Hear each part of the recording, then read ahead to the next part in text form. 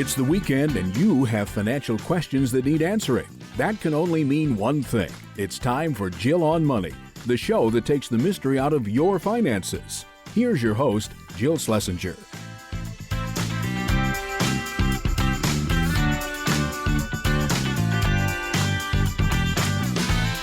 Welcome to the Jill on Money Show. It is the last weekend of June, and woof, it has been a month indeed. I know it's been volatile. I know it's been scary, but this is the program that helps you take the mystery out of your financial life. Hopefully it keeps you on track with your game plan. If you need a little hand holding, if you have a question, we'd love to help you out. Just go to the website, jillonmoney.com, and click the Contact Us button.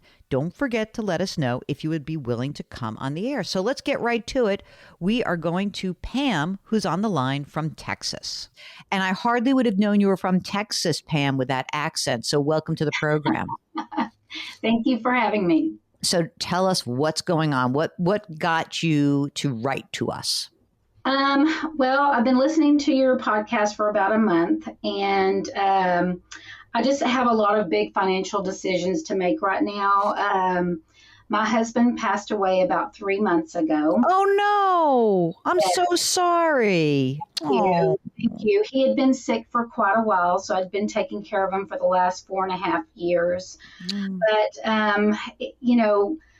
we're very lucky that he was a good financial planner. He took care of business. So, but he always did the financial part. I did like the monthly bills and took care of the kids in the house, and he did all the finances, the investments and life insurance policies and all that stuff. And he did a great job.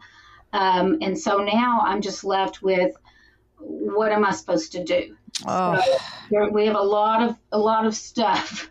I am so sorry. So, Pam, first of all, let's start with some basics. How old are you? I'm 54. Oh, my God, you're so young. Oh, Yes. my God. Do you have kids? Yes, 3 kids. They are 25, 22, and 18. 25, 22, and 18. So are 22 and 25 launched, or are they living with you? 25 is launched. 22 is still with me in the middle of college. And 18 is what, senior in high school? Yes, he's graduating in 2 weeks. Oh, Yes. my God. Okay. And is he heading off to college? Yes, he is heading off to college. Okay. Are 18 and 20, are they in public or private school for college? The 22-year-old is in private, but she's living at home, so that helps with the living expenses. The 18-year-old is going to public. Good. At least you got off the hook on one of them. Yeah. Gosh. Okay. So let's now talk a little bit about, I know you've got a lot of different things going on. So how do you want to do? Do you want to tell me the story, or do you want me to prompt you with questions? What would you prefer? I can kind of tell you the story if that's okay. Yep. I will tell you that my husband left about almost $4 million in life insurance policies. Oh my God. That's a lot. So that's the money that I'm trying to decide what to do. I have talked to a financial advisor who's fee-based, so I feel good about that. What we kind of plan on doing is doing $2 million in stocks, dollar cost averaging in over the next 4 to 6 months. Mm-hmm. One of my questions was, he also wants me to do $1 million in a market-linked investment. So this is something that I'm kind of unsure about. It has a 25.5% cap and a 40% downside over 3 years, and a call date each year. That was one of my questions on that. Okay. I will say I do have $1 million just in checking and savings, just to be safe, having 3 years of funds, just with the market going crazy, because I was used to having income coming in, and I no longer have income coming in. I got it. That makes sense. So now what I have is what I have, and I think I'll go back to work at some point, but I haven't worked in over 25 years. Well, they want you, baby. Yes. Everyone wants a body, so you feel very good about yourself when you do that. Let me ask you a question. The kids' college money, is that part of the $1 million in that's in checking and savings, or do you have separate assets for that? I have separate assets. I have 529s. There's about $354,000 in there. Okay. So that's gonna cover it, you think, for them? Yes, and they also have Texas Tomorrow funds. Okay, great. So their education is covered. I'm going to get back to this financial advisor in a second. Now, let's just talk about the house, okay? How much is your house worth, would you guess? Between 650 and 700,000. Is there a mortgage still outstanding? No, it's paid off. Paid off. Good. Okay. Have you gone through this exercise of figuring out how much money you need to live on? And I'm not talking about paying college, but I'm just saying, just your ongoing needs, what you spend in a given month or year. I would say right now, I would like about $15,000 a month, at least. I mean, that I have a big house. I have other expenses that just, maintenance expenses. Of course. Yeah. And, you want to, listen, it sounds like you've gone through this horrible tragedy. We also want you to feel like you can do stuff now because you've been a full-time caretaker, it sounds like, for 5 years or so, which is exhausting. You never notice that. I know that always the patient gets all the attention, but I always think about the caretaker because it's such hard work. And boy, you've been through it, girl. You really have. It's been tough. All right, Pam, did your husband have a retirement account in addition to all that life insurance?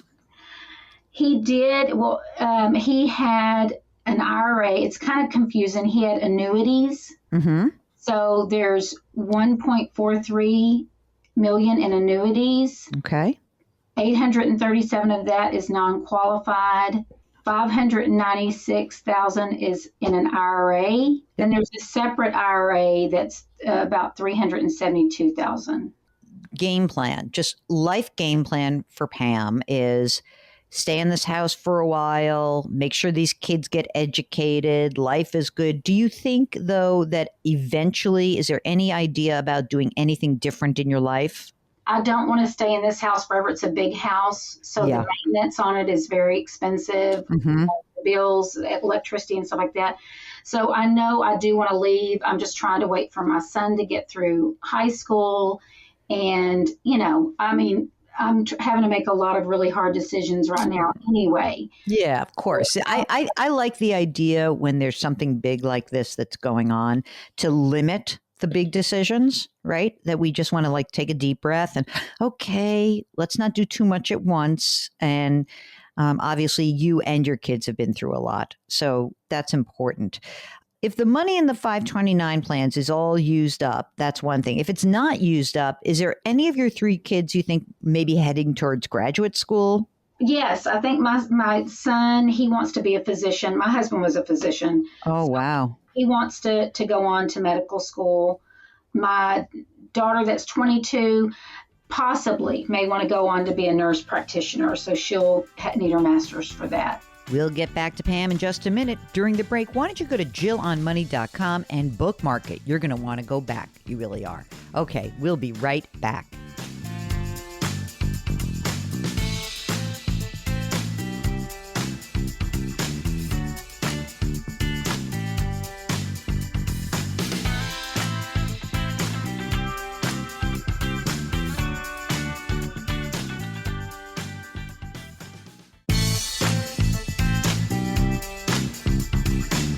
Back to Jill on Money, where Jill Schlesinger helps you take the mystery out of your finances.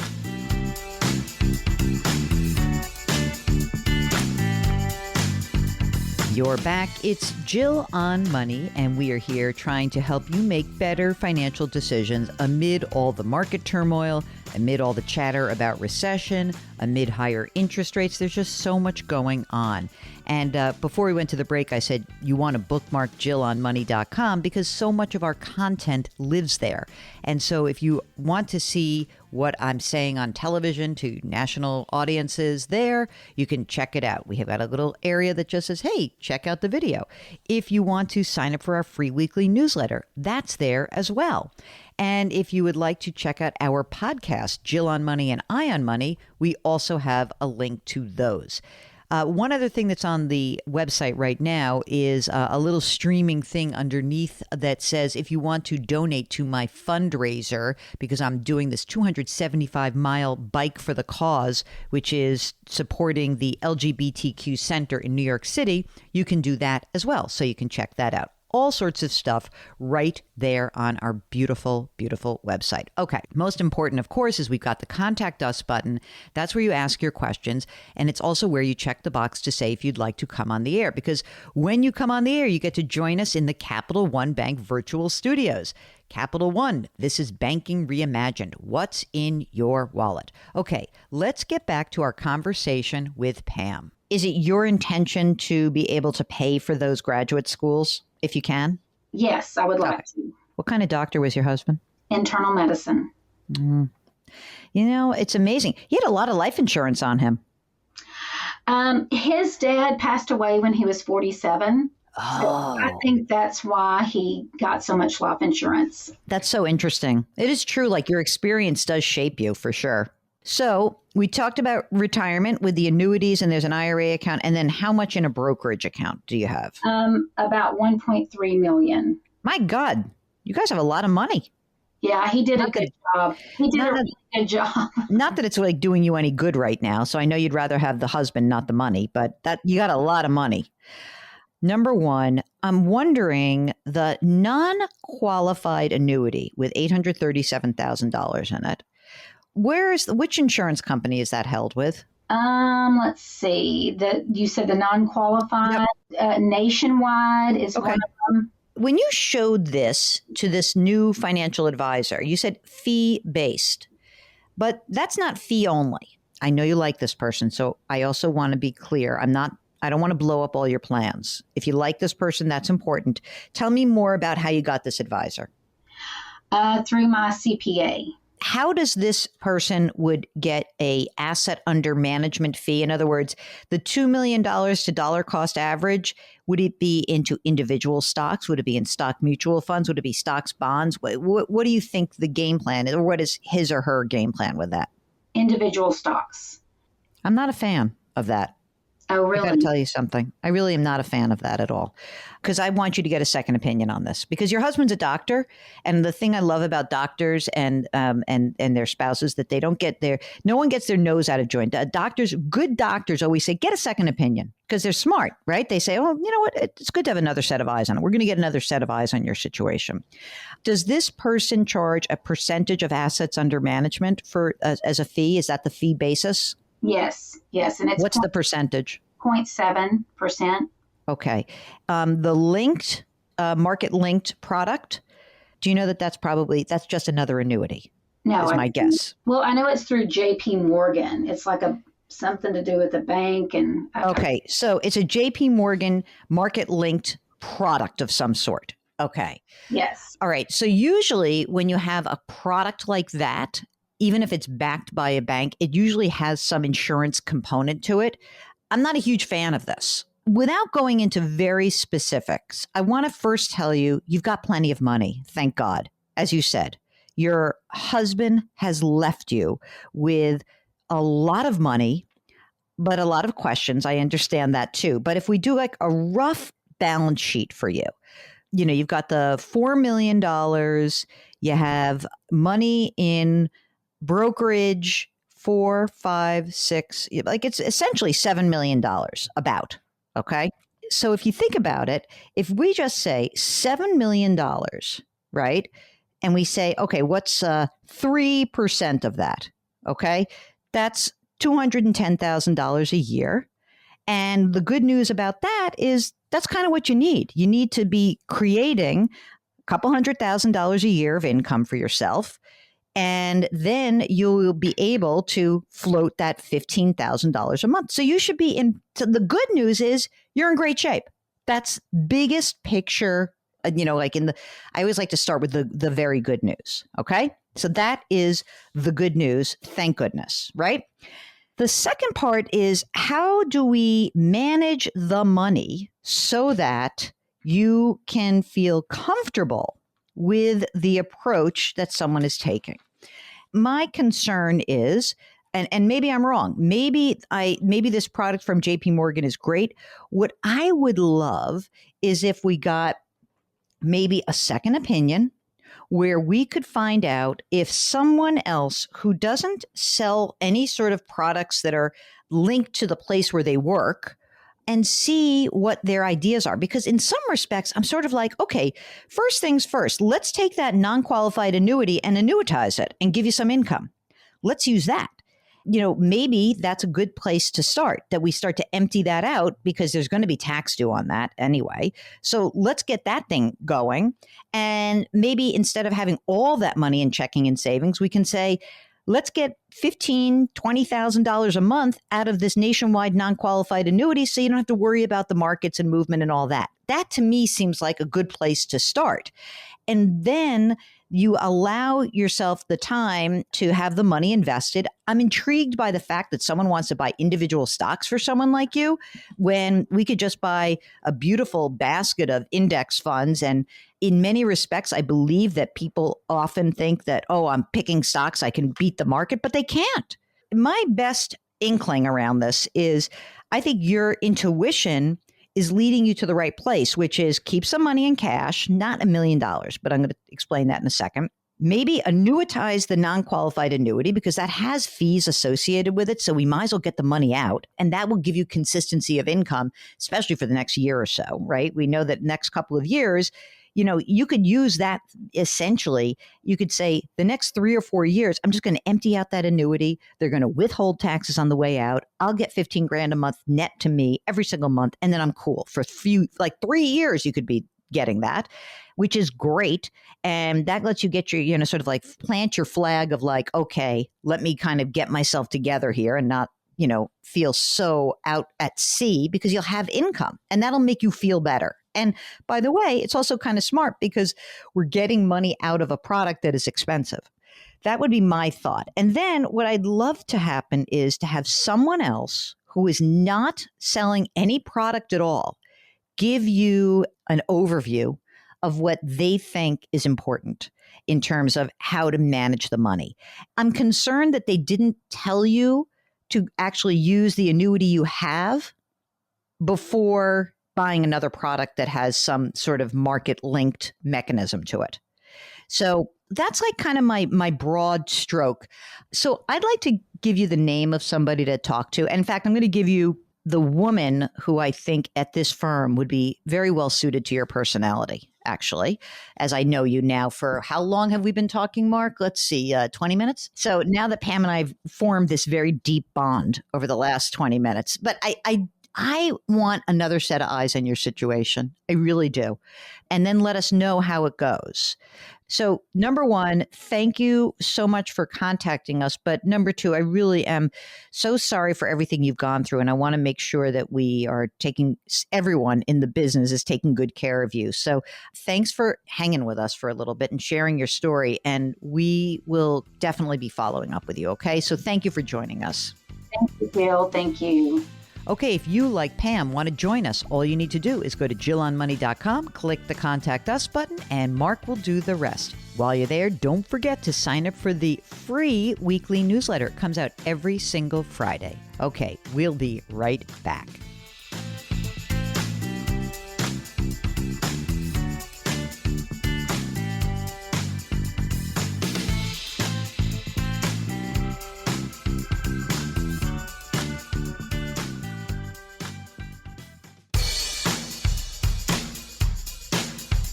Do I invest here? Should I put my money there? Jill Schlesinger can help you. Back to Jill on Money.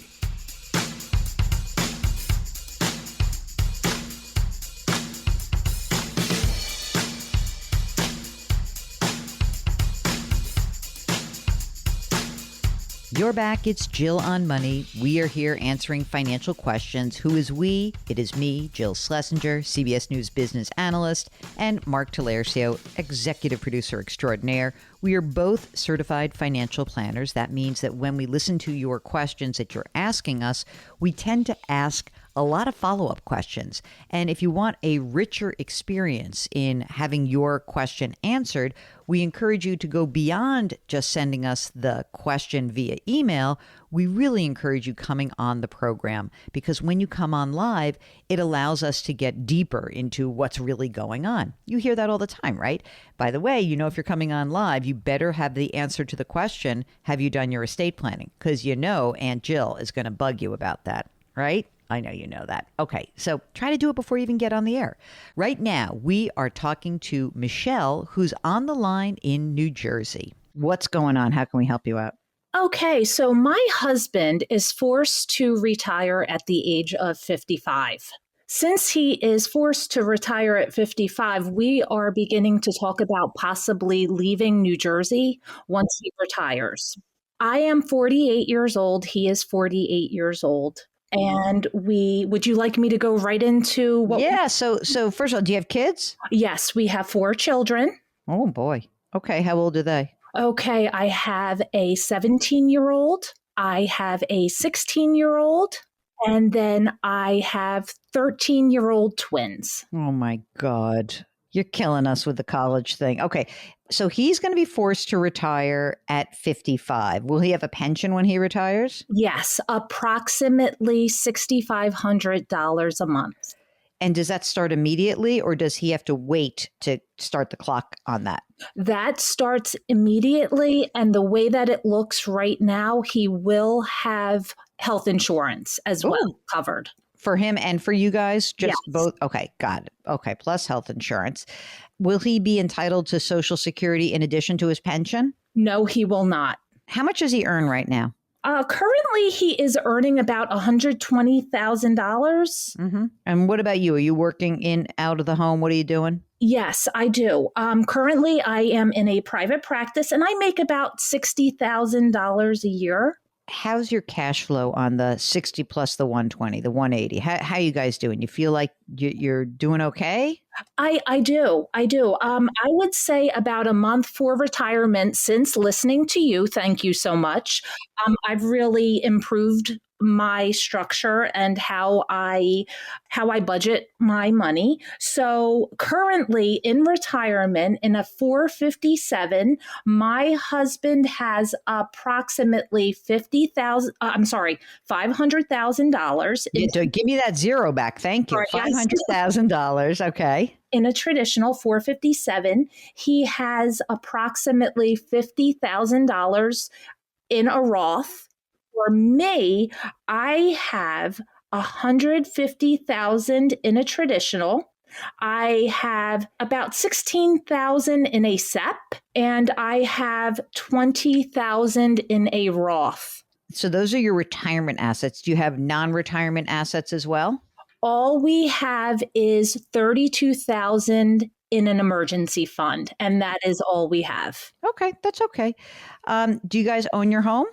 Yes, we, we're older, we're 48, our house is paid off, and that is worth approximately $600,000, I would say. What's the game plan when he retires at 55? Would he work in something else, in some other job? What do you think? That is possible. I'm sure he will do something part-time. Okay. And what about you? Do you think you would continue working, making your 60? Yes, absolutely. Okay. How long do you think you'll work? Oh my goodness. I would say till I'm about 60. By the time you guys are both 55, then you work until you're 60. So we got 5 more years then. And then what do you think is the need in terms of your spending, like your income needs? Like right now, how much are you putting away into retirement? Each month, we are putting about $3,000 a month into retirement. And are you putting any money away for college or anything? Or are you just going to pay that out of cash flow? What's the game plan on that? My plan is cash flow. I live in southern New Jersey and I had to pick a lot of blueberries and pack a lot of blueberries to get myself through college. So I'm sorry if you want to go to college. If there's a will, there's a way. We will help you. But, we did things my husband and I had to do things on our own.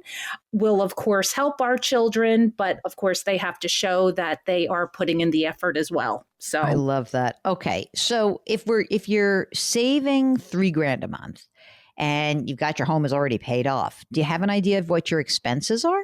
Our expenses monthly are about $7,000.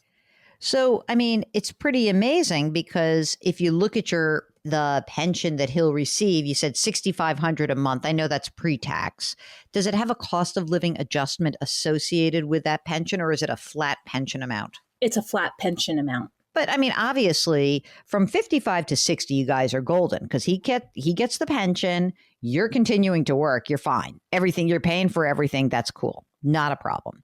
So from age 60 so let me just look at this. So 60 until your full retirement age, since he doesn't get Social Security, your full retirement age is 67? Yes. Okay. What's the amount that you would receive in Social Security at age 67? About $2,500. So then your Social Security plus his pension is, it kind of gets you there, right? About-ish, and you do have this other money that's saved. I think it's from 60 to 67 is what I'm concerned about. Not concerned, that's a period of time where we know you have a gap. We have a gap between what you need in terms of your expenses, your real after-tax expenses of $7,000 a month, and what's coming in, which is his pension, which is a pre-tax $6,500 a month. We'll get back to Michelle in just a second. During the break, here's a great idea. When you go to JillOnMoney.com, just subscribe to our Jill on Money podcast, which comes out every single day. Yep, it's a 10 or 15-minute shot of Jill and Mark on a daily basis. Jill on Money, we'll be right back.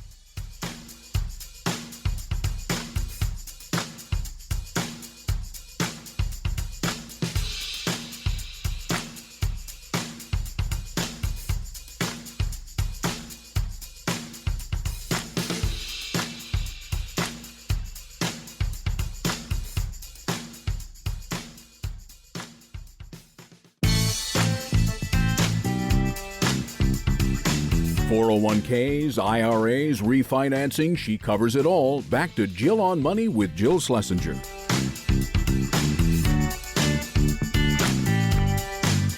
You're back. It's Jill on Money. This is the program that is holding your hand if you're nervous about markets.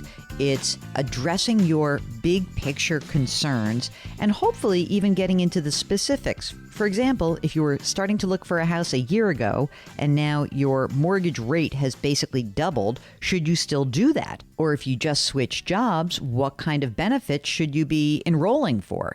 All these things are big picture questions. Some of them are detailed questions. It doesn't matter. We'll answer all of those questions. It's so easy to do. Go to JillOnMoney.com, click the Contact Us button, and we'll get you on the air. Mark does everything else. Now, before we went to the break, we are on the line with Michelle in New Jersey. Let's get back to Michelle now. So here's my question to you. What do you think from 60 to 67? Do you think you guys are both basically done completely and you want to be done? Because we can figure this out. I think you could do it. I just want to make sure we're using the right presumptions. Yes, I would like to be finished. Okay. You say the house is paid off.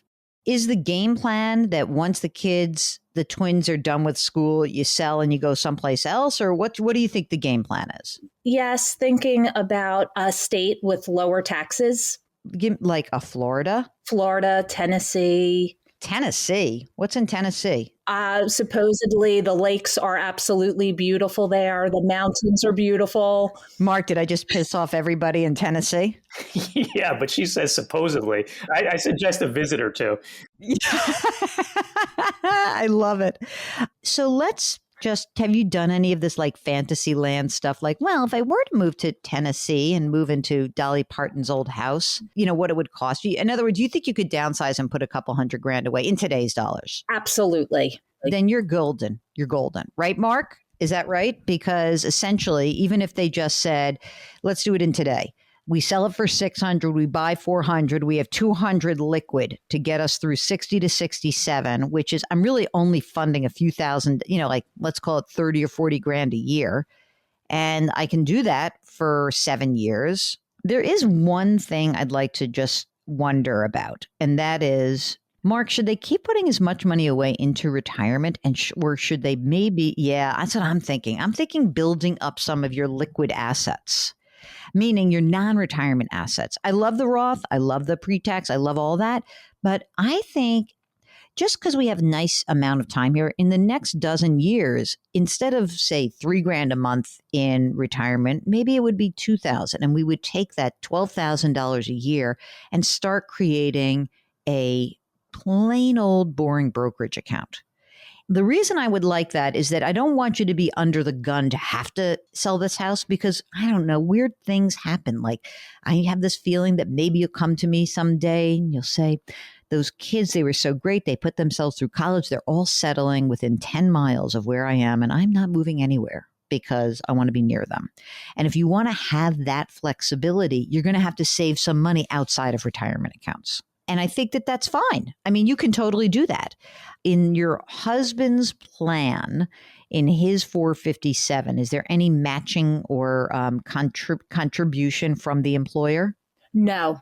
And yours, is there? No. Okay. So in this case, I think it would be well worth your tax hit to really say, hey, you know what?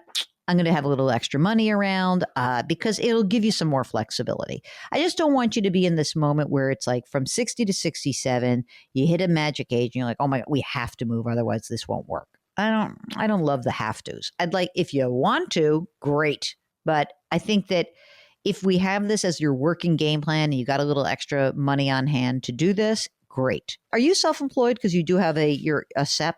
Yes, I am. If you wanted to work a little bit more or reduce your hours from, 55 to 60, you keep working, but like 60 to 65, you feel like, okay, or 60 to 60. Like if you needed to do a little more work, could you turn it on and off at a cadence that would work for you? Absolutely, I could do that. So then I think you're great. You're in great shape. Fantastic. How much would you recommend us having in cash? When I look at if you look at your expenses of $7,000 a month, you can say to yourself, well, 6 months of those expenses is what I have to have the base amount, 6 months. So 6 times 7, you got that. You're a little bit underfunded in your emergency fund. I'd say I'd like to have you have maybe 50 grand in the emergency reserve fund. That would be good for me. And that means that maybe when we start pulling back on your retirement contributions, that you start with pulling some money back and just beefing up the emergency reserve fund to 50. And then once you get to 50, then we can start with a brokerage account. Okay. Where should we back off with the retirement? His 457 or my SEP?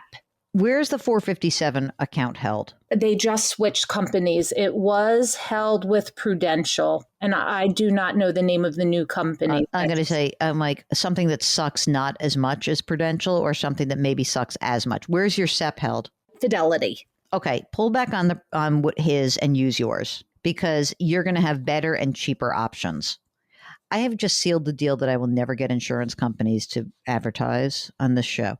Speaking of, do you have some life insurance? Yes, we do. We have term.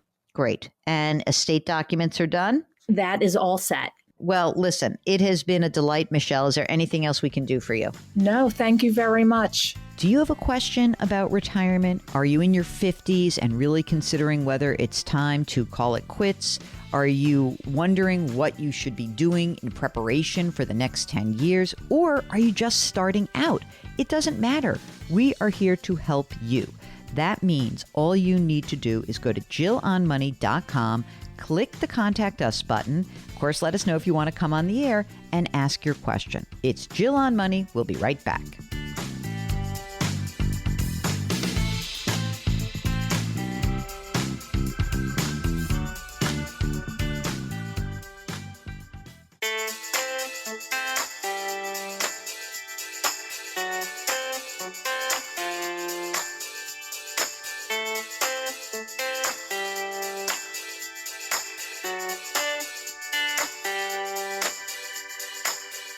You're back. It's Jill on Money. And before we call it quits for hour number one, let's get a question from one of you. This is from Linda, who writes, our son will be a senior in high school next year. My husband and I felt we were ready for the expense of college until the market took a nosedive in the last few months. It's been a rough 2022, that's for sure. The account balance was approximately $190,000 in January, and it's $165,000 today. We have his $529 invested in Vanguard in the Vanguard 500 fund, Vanguard Moderate Growth, and Vanguard Total Bond Market Index. Given that we are a little over a year from college, would you recommend that we go nuclear and move all of the money to the Vanguard interest accumulation portfolio, or just a portion, or stay calm and ride this out so that we don't miss some potential upside in the next year? We're not anticipating much scholarship for grades, and our income is at a level that we're not anticipating significant grants or scholarships. Well, here's the rule of thumb. Whatever money you think you need within the next year or in a year, you're going to have to free up. Generally speaking, you should be keeping whatever you need in the next year or so in cash. That's the deal. So free up some of this money, and then you can try to see how you can free up the next chunk of money. But it's a little worrisome to me that you may have been overly risky with some of the money that you knew you were going to need. If you want to follow up with us and give us some more details, we're happy to answer those as well. Have the recent stock market gyrations upended your plans? Well, we'd love to hear from you. All you need to do is go to jillonmoney.com and check out the upper right-hand corner. That's where the Contact Us button lives. And of course, let us know if you'd be willing to come on the air live. Mark will do all the rest. Okay, so listen to this. Next hour, we've got a great interview with someone who's going to help you figure out what your next endeavor or your new endeavor is going to be. So stay tuned. We're about to roar into the second half of your life. We'll be right back.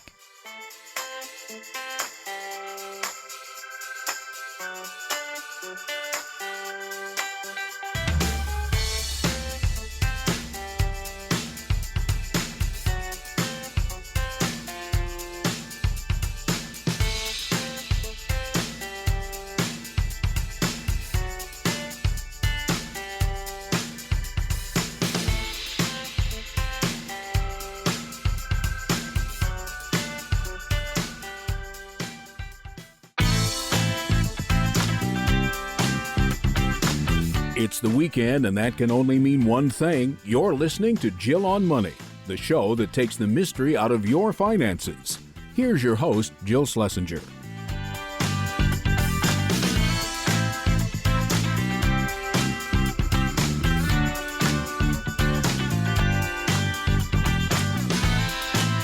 You are back. It's Jill on Money, hour number 2. This is fun. This is going to be so great because I think there's a question that we continually start to field from all of you when you turn around 50-ish, and that is kind of making sense of what your next chapter is going to look like. Now, usually when you're asking about that next chapter, you're asking me and Mark to figure out the money part. But also, you may want to be thinking about, well, what is it that I want to do in the next part? How do I figure that out? And, almost giving yourself permission. And so this is a great interview with a guy named Michael Clinton. He's written a book that's called Roar into the Second Half of Your Life Before It's Too Late. Here is the first part of our interview with Michael Clinton.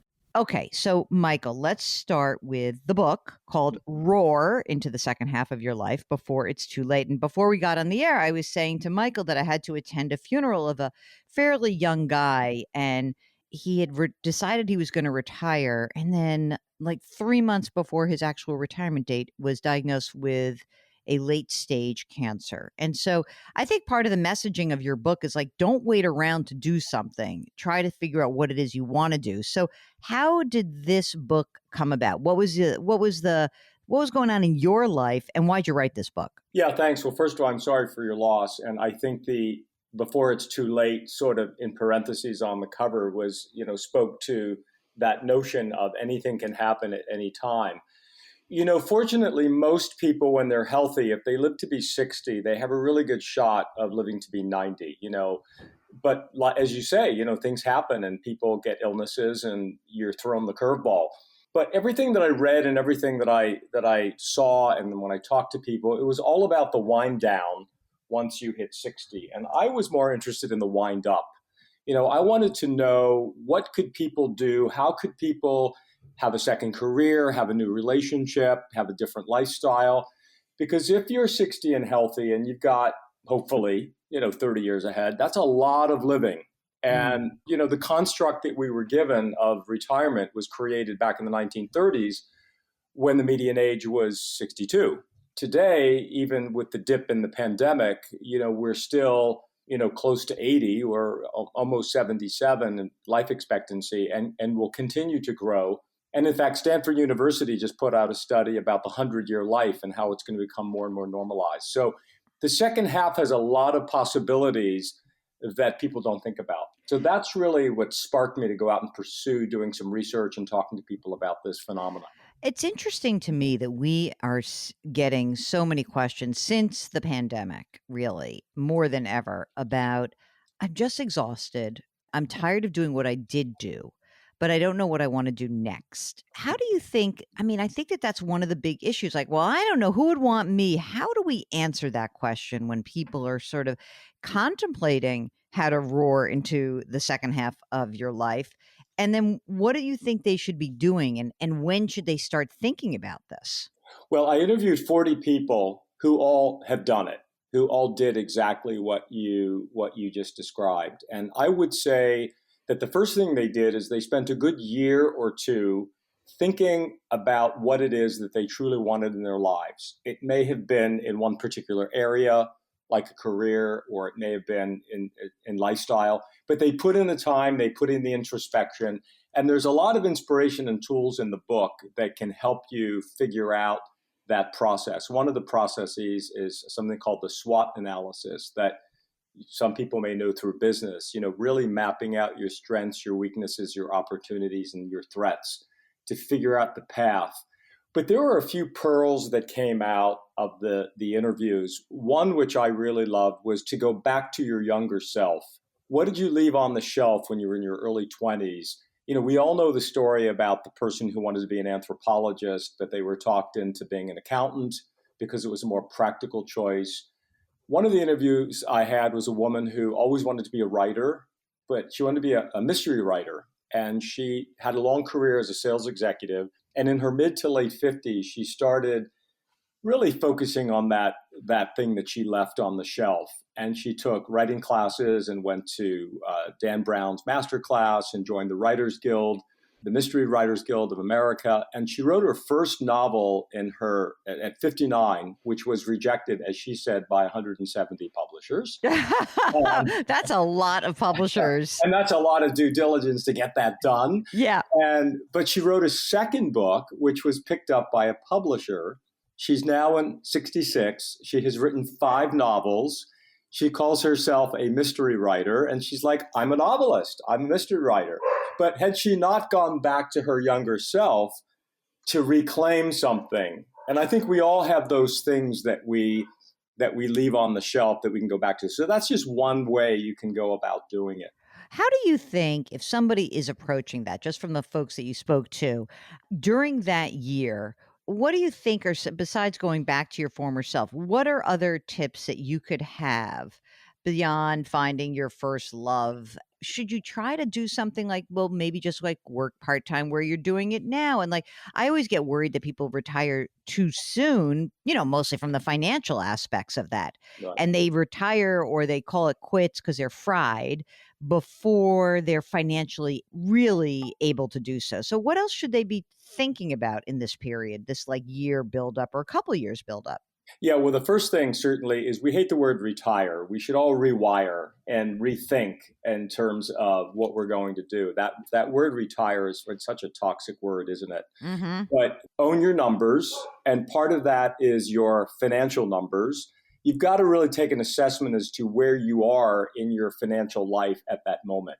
Mm-hmm. If you're going to live to be 90 and you take a hard look at your financials and you don't have the fundamentals to get you there without working, that is a big, important discovery. So you're going to have to work to sustain your financial well-being. If you're lucky and you have a financial foundation and you don't necessarily need to work, obviously it gives you a little bit more wiggle room in terms of, hey, maybe I can start a parallel life in my last year or two. I want to move into the nonprofit space, and I can start joining boards or volunteering or being involved in a mission that I'm interested in. I can take a hobby or a passion and start building it into a small business, whether it is, I just read a story recently about a man who owned a group of dry cleaning establishments, and he really liked technology. And his side gig that he started was a business to help teach people over 60 how to use technology and how to fix their technology issues. And he has a thriving business now. He flipped over to that business, and he did it, for a period of time before he actually moved into that space full time. We'll get back to our interview with Michael Clinton in just a minute. If you're contemplating a big change, doesn't really matter what age you are, we'd love to help you out. All you need to do is go to JillOnMoney.com, click the Contact Us button, and of course, let us know if you would be willing to come on the air live. It's Jill on Money, and we will be right back.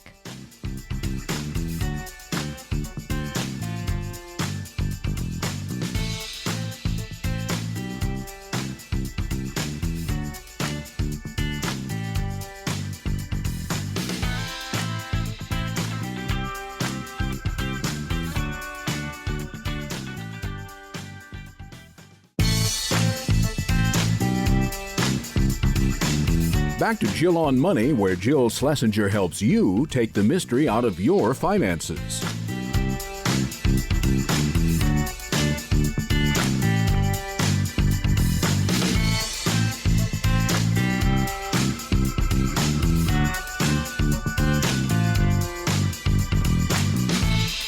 Welcome back. It's the Jill on Money Show, and we are here trying to help you figure out what are the best financial moves that you can take at this point in your life. And that's different for each one of you. It really is. Your priorities are going to change. And sometimes the priority you think you had when you were 20 or 30, it shifts as you turn 40 or 50. Or maybe the priority that you had shifted after the pandemic, after you were sitting home and contemplating life, and you really understood what was important, what was not important. Whatever it is that's going on, it usually means that you have to take a look at your financial wherewithal to kind of make your change happen. Sometimes when you hear us talk, I wonder if you are going through your own little mental list, because obviously only a fraction of the people who are listening write in and come on the air. But if you want to get a better sense of how you can make a change, whatever that change may be, you identify the change, we help you get there. We would love to have you join us. One of the benefits of doing so is that we can dive deep. We can ask follow-up questions. We can kind of get underneath the issue that may be preventing you from reaching the point where you're hoping to go. So why don't you just go to JillOnMoney.com, click the Contact Us button, and you have a little check mark at the end of the form, and it says, let us know if you'd be willing to come on the air live. If you check that, then you get to join us in the Capital One Bank virtual studios. Capital One, this is banking reimagined. What's in your wallet? Oh, and by the way, if you're shy, you can always change your name or your location. We want to protect your anonymity. It's okay with us. So just, again, go to the website, JillOnMoney.com. That's where everything lives. And by the way, while you're on the website, don't forget to sign up for the free weekly newsletter. It comes out every single Friday. It's kind of a good prep for this broadcast. You can see what's been happening. Maybe you don't want to see so much. Anyway, all of our content does live on the JillOnMoney.com website, and Mark does such a great job with managing that whole site. Okay, so we're going back to our interview with Michael Clinton. He is the author of Roar into the Second Half of Your Life Before It's Too Late. And we're going to start getting to the nitty-gritty now. So here's more of our interview with Michael Clinton. There's a fun game that I love to talk about with people. That is, take 5 words that you think describe yourself, 5 self-identifiers, And then ask 10 of your friends, including your family and loved ones, to give you, each of them to give you 5 words that describe you to them. And then match up all the words. And one of the words, a woman that I interviewed in the book, she was an elementary school teacher, and the word that she kept hearing from everyone was funny. You're funny, you're funny, you're funny. And her daughter said, we should go to an open mic session in Atlanta. They lived outside of Atlanta. And you should do, a comedy thing on an open mic session. And she said, I don't even know what that means. But they went, and she went up on stage, and she said she became another person. Flash forward, Patricia, who's now 60, is a stand-up comic. She works the whole Southeastern circuit. She took a lot of lessons and courses, and she found herself through mining that word. So what's the word that shows up most often as your self-identifier and your friends feeding it back to you? And then take that word and start building out possibilities of things that you might be able to do. Another fun game.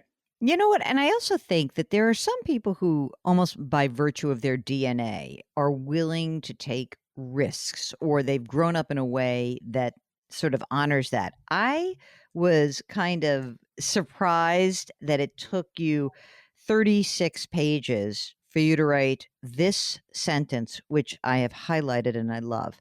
Did I forget to mention that in her early life, my mother had actually been a nun and then was in the U.S. Air Force?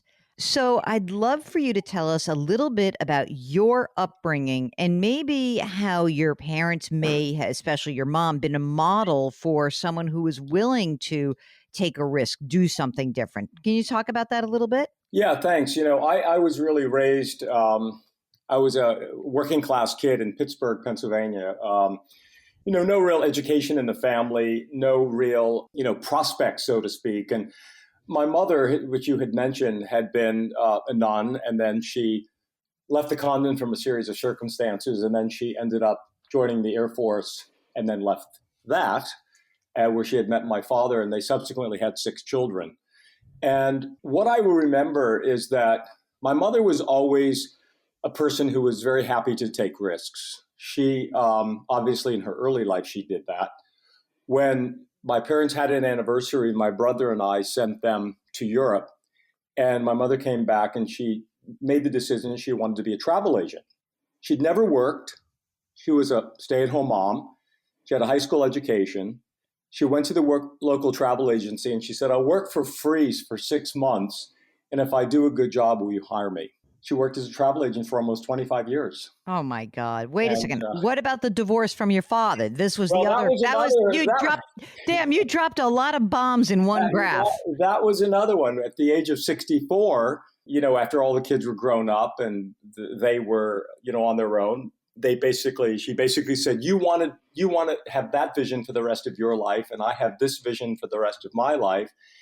And no offense, but I want to go off and, live my own life. And she made that bold decision, which was there was not a lot of money. There was not a lot of, stuff to share, so to speak. And she continued to work, and she lived another 25 years. And she would say to us that she was very happy with her decision.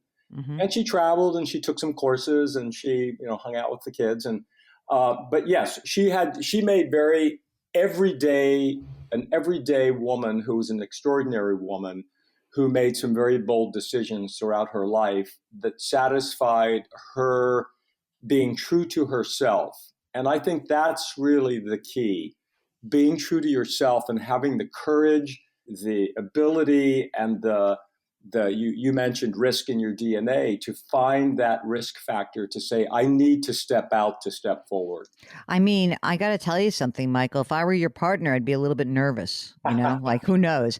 You devote a whole chapter to reassessing your relationships. Yeah. And I thought that was an interesting part of this. How does that come into play with the concept of doing something so different in the next period of your life? I think one of the things that led me there, I read a book many years ago, which I recommend to everyone. It's got a maudlin title, but it's called The 5 Regrets of the Dying. Mm-hmm. And it was a hospice nurse who sat with people, over 25 years. One of the things that she heard consistently from people is, I wish I had been more true to myself. I wish I had not done what my partner, my parents, my kids, my, best friends, my, neighborhood, influence. I wish I had been more true to myself. And I think that, that's hard.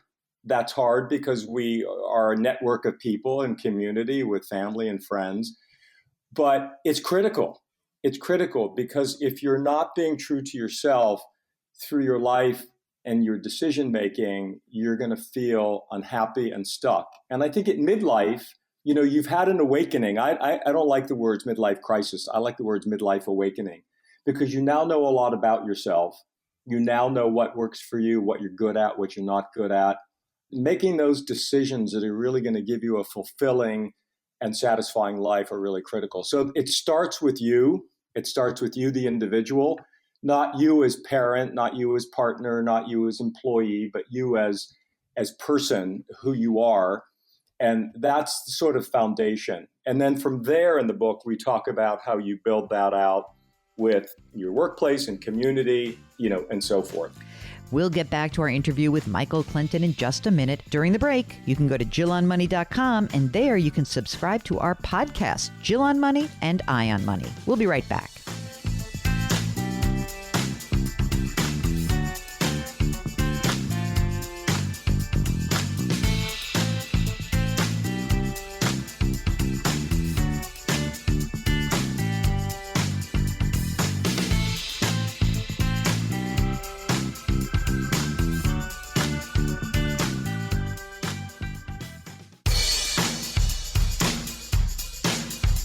Do I invest here? Should I put my money there? Jill Schlesinger can help you. Back to Jill on Money.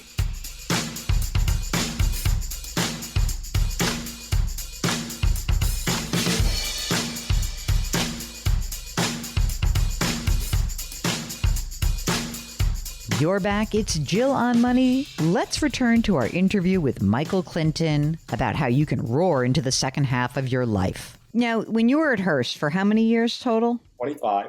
Okay, you're at Hearst. You run a huge organization. Tons of people work for you and in this organization. What role do you think a manager has in tapping someone on the shoulder and saying, my God, you just seem so unhappy? Like, do you think that is something that a manager should do or not do? Like, what's your opinion on that? Yeah, that's a great question. I think what you sense from someone is their unhappiness comes through in different kinds of ways, right? They are being short with their people. They are being scowly in meetings. There's always lots of signals. I have sat down with people who are my direct reports and, ask them what's going on, what's going on in your life, what's new and what's, not new. And oftentimes I think it's really important if a manager creates a great relationship with their team, the team member feels that they can be vulnerable with their manager and that they can, hopefully have an open conversation. I've had conversations with people who were, going through a divorce or just had diagnosed with a tough illness. But I think that what I pride myself on is building that relationship with my direct reports, that they feel they're in a safe zone and that they can talk to me and they can feel like there's going to be empathy and compassion as to where they are. And then we adjust from there. It might mean a different kind of work style, or it might be a different kind of work pattern. It's so funny. Over the years, because when you're a senior manager, unfortunately, you do have to fire people. And I've had more people who I have fired thank me in hindsight, saying, thank you. I understand why you had to do that. And I think that's being forthright and honest and, completely transparent with people. I was wondering also if you have some tips for the transitional period where people may be thinking about now. So I'm going to ask you to sort of be the boss for a second. Would you, as the boss, have liked somebody to come in? I think people are really fearful. And so I know the job market has changed, but, people were fearful, like, I'm not going to tell Michael that I'm thinking about retiring because, my God, if I change my mind, is that like, how important is it to be honest or try to articulate these feelings that you might be having to the boss, or does it just depend on who your boss is? Yeah, I think it depends on the relationship with the boss. During my last year in my day-to-day seat, there were 3 people who had made the decision that they wanted to pivot out and do other things. And, I helped to make sure that that was a good process. Behind the scenes, there were a lot of things like, pensions and financial matters and things that might be if there are executive retirement programs or, how does Social Security fit in or Medicare? I mean, those are a lot of things that people, believe it or not, some people don't think through, so I would play a real good role in making sure that they were all kind of locked up. On the flip side, I'm a big believer that people should work as long as they want. I'm very proud of the fact that I promoted a 70-year-old woman, a few months before I stepped out of the job. And I said, Carol, I hope you'll work as long as you want, as long as you're, productive and, innovative and all the things, which she is. So, I think it's incumbent on managers to help that. The one thing I do with people who are, as they're approaching, sort of their early to mid 60s, is what are they thinking about for the rest of their life? Are they thinking about, do they want to work in the same profession until they're in their 70s? Do they want to start a whole new career? Do they want to start a whole new, the entrepreneurs, one of the biggest growing cohorts of entrepreneurs are people who are in their late 50s. They have the resources, they have the contacts, they have the knowledge. It's a real burgeoning sector of the marketplace. And so a lot of people may want to start a business. So what does that mean and how they do it? So getting them into that conversation is not threatening. It's more just exploratory about what's next, because there's always going to be a next. I have a friend of mine who's a shrink/executive coach, and I was interviewing her for a book that I'm writing. And she said something that was really interesting to me about high performing professionals. Right. Sort of up and down. And she said, what's fascinating is it's really hard to get them sometimes to step out of themselves and think about these things, because there's a lot of validation that many people get from their jobs. And it might even be the job you hate. It's funny to think about it, but oh my God, it's drudgery, it's this, it's that. But, I'm seen as a very important person. I have a lot of pull in my own industry, and losing that almost becomes this untethering moment where people don't know what to do. So have you run into that in all of these interviews? Absolutely. And there's a whole chapter in the book called Life Layering, which is around this very subject. Because I think people, high performance people, as you mentioned, professionals, oftentimes they will define themselves by what they do as opposed to who they are. And I went through this at 39 years old when I was the publisher of GQ. It was a great job. I loved my job. I had a great personal life. But I realized that I was defining my entire being by the seat that I sat in. And I started this process called life layering, which, I've been doing for 25 years. And that is building other personas around myself that are not what I did and what I did every day as work. I became a very big adventure traveler, which I've got this huge adventure travel layer. I've traveled to 124 countries. I've climbed mountains. I've run marathons on 7 continents, and yes, including Antarctica. I am a philanthropist. When I stepped out of my day-to-day role at Hearst, I had all these other identities that I had cultivated. So I was able to sort of lean and flip into those identities, so I didn't go into this abyss, which oftentimes people do. And so this whole chapter on life layering shows how one can do that and how one can build these other personas. We'll conclude our interview with Michael Clinton in just a minute. It's Jill on Money. We'll be right back.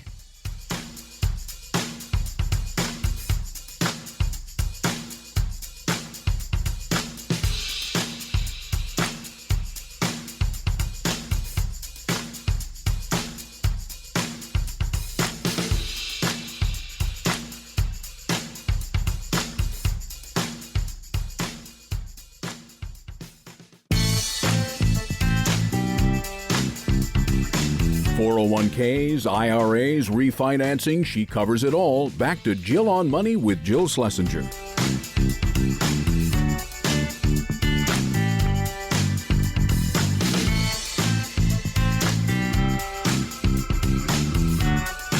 You're back. It's Jill on Money, and we are talking to Michael Clinton, who is the author of Roar into the Second Half of Your Life Before It's Too Late.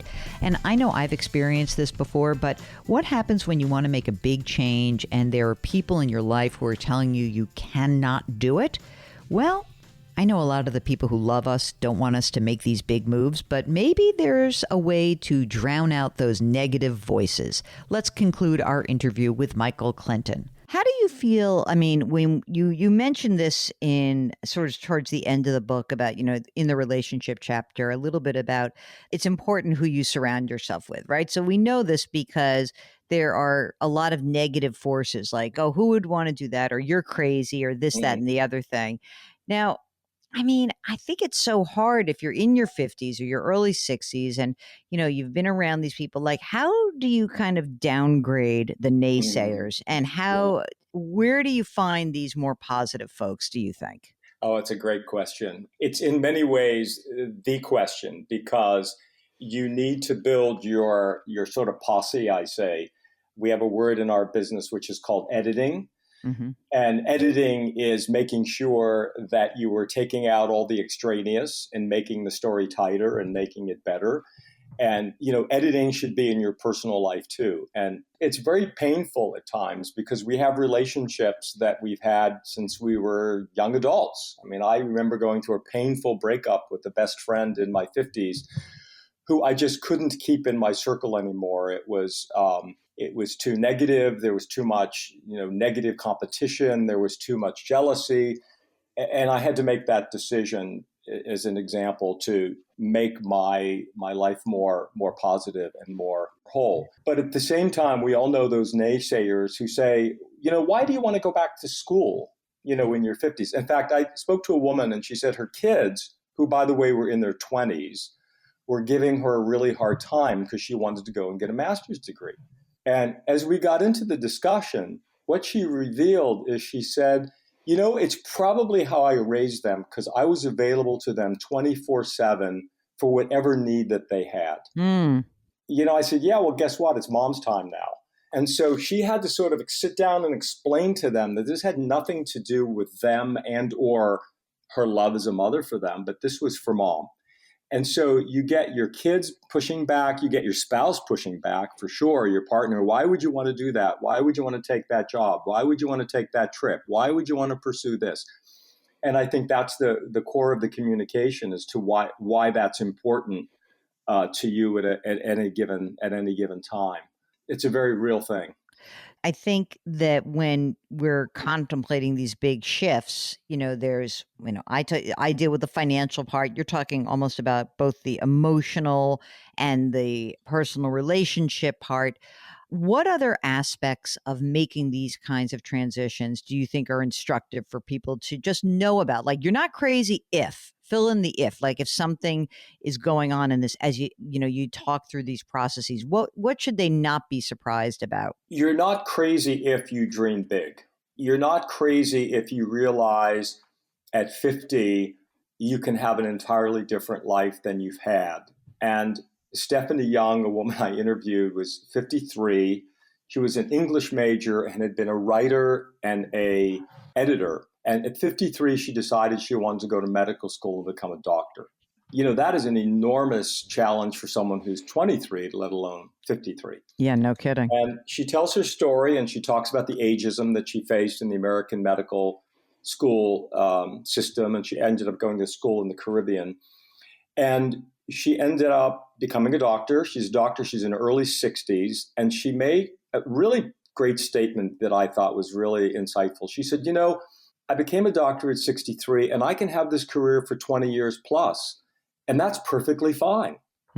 That's perfectly fine. I don't have to think of my next chapter as something that is the linear approach that we had when we were saying, I'm going to have my 40-year career as I did in magazine publishing. And I was developed my career in that industry and I built it. A second career can be a whole different thing.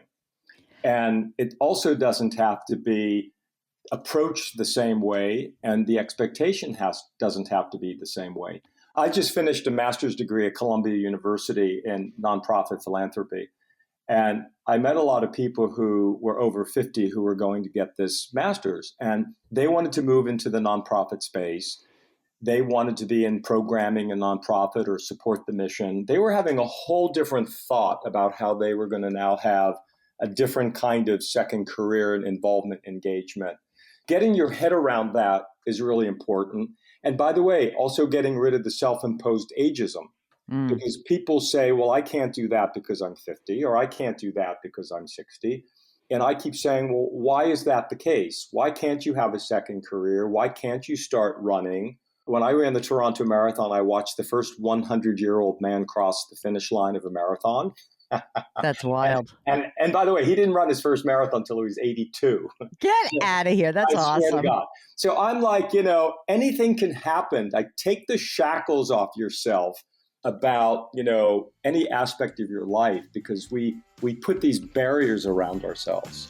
Well, thanks so much to Michael Clinton for joining us. We'll put a link to his book. And if you'd like to ask a follow-up question, just shoot us a note. Go to JillOnMoney.com and hit the Contact Us button. We'll be right back.